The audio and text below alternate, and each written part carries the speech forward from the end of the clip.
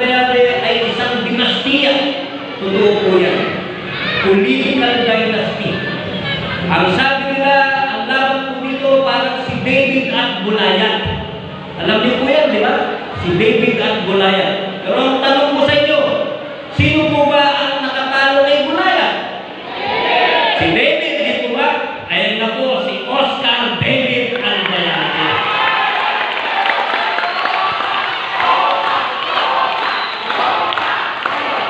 Kailangan lang po ay magkaisa tayo. Isipin po natin, paano po ba natalo ni David si Goliath?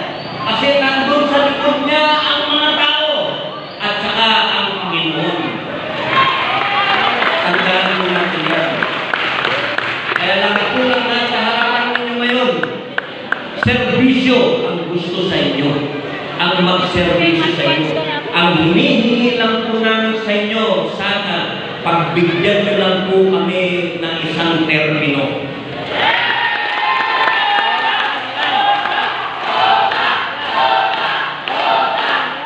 Tatlong taon po yan. Naipapakita namin sa inyo na hindi po nasayang ang boto ninyo sa amin. Ang hinihingi po namin sa inyo, sana wag po natin sayangin itong pagkakataon na to na makatingin tayo ng bago. Yan na po ang buong team Albayalde. So sa inyo